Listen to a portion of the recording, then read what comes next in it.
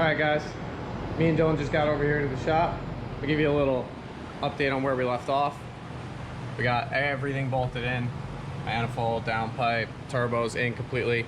All the oil feed and drain are ran. All the intercooler piping is ran. I'm sorry I didn't do a lot of detail on the intercooler piping in the last video. It's pretty straightforward. The only difference I had to make was this coupler right here, but everything else fit up perfectly. Like I said, we had to notch the frame down here to fit the pipe in between, and it just, you know, clears the subframe, it clears the trans, it clears the shift linkage.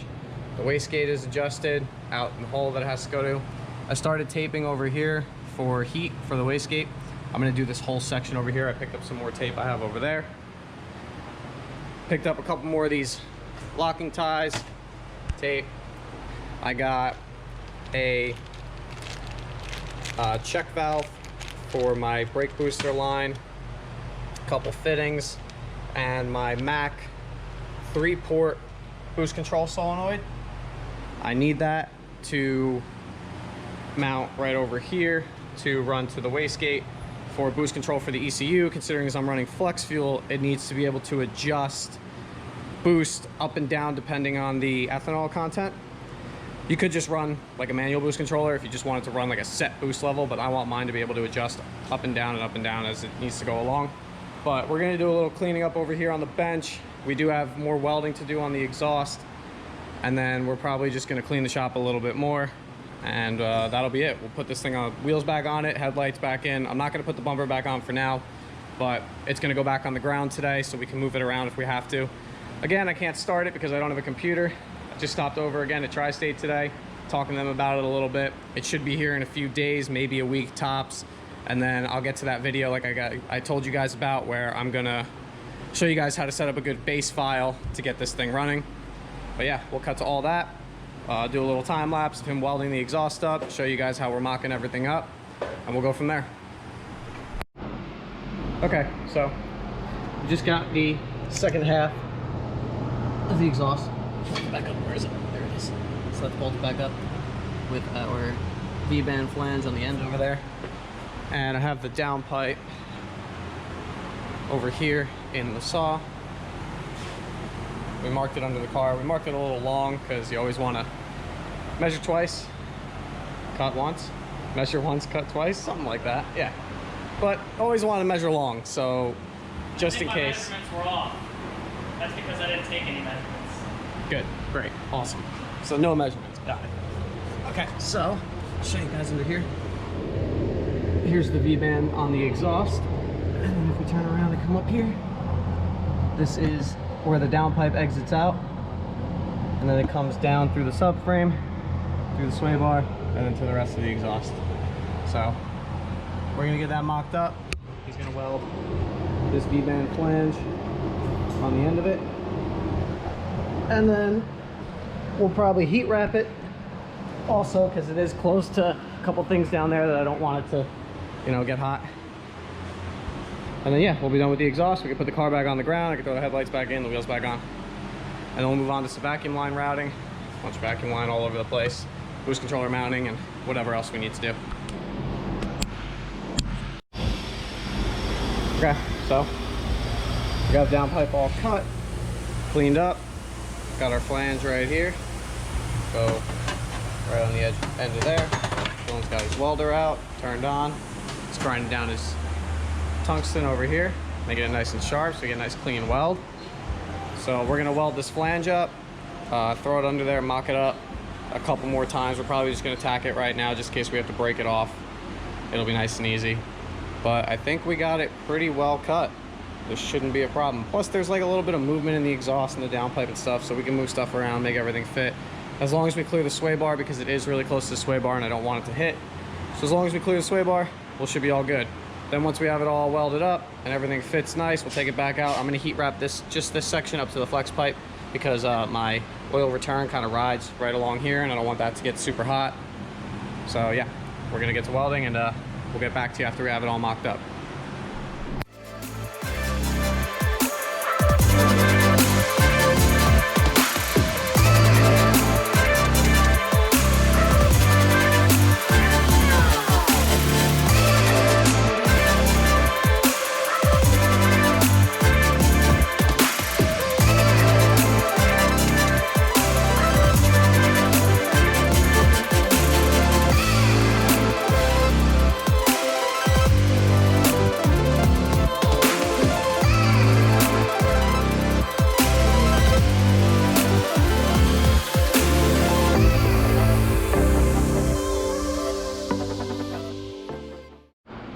Okay, so we got the rest of the exhaust welded up over here, the V-band on the end of it. I heat wrap the front half of it a little bit just to give a little clearance to my oil drain so I don't get that too hot.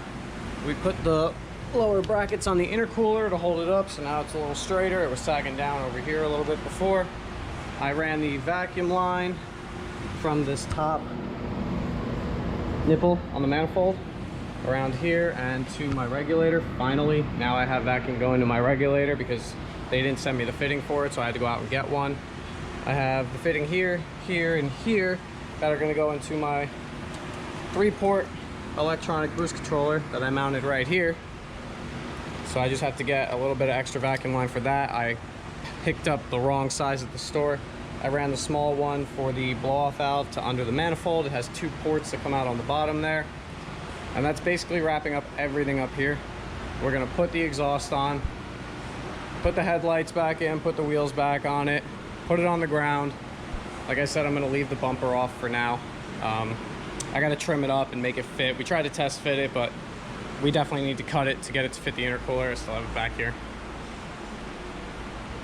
Probably gonna have to cut out like all this and, you know, down here, and maybe the fog light will clear. I'm pretty sure it'll clear. That shouldn't be a problem. So we're just getting things wrapped up right now.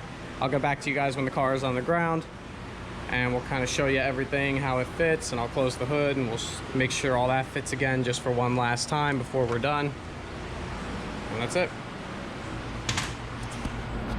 All right, guys, today was a really successful day. Feel really good about this.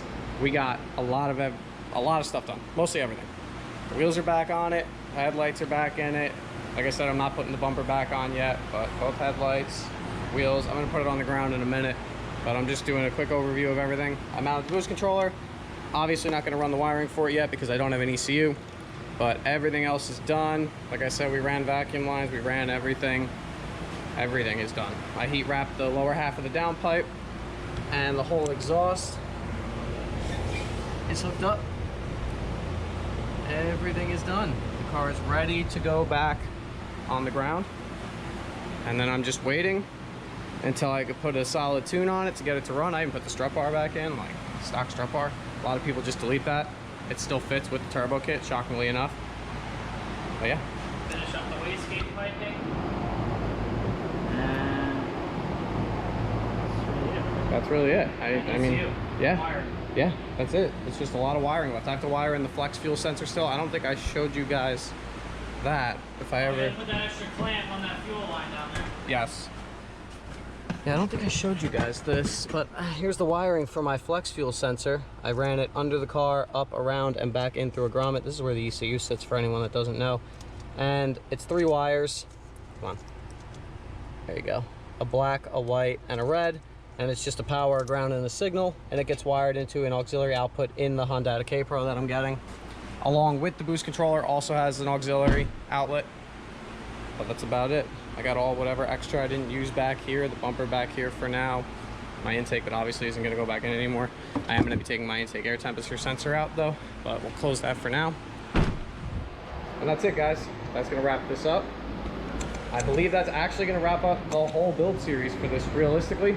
Other than the tuning video, like I said I was gonna make, but that's gonna come a little bit longer. I gotta wait for the computer. But we do have a lot of other stuff that we're gonna get done. We have a drift car. If you guys saw that video went up, we have two drift cars. We have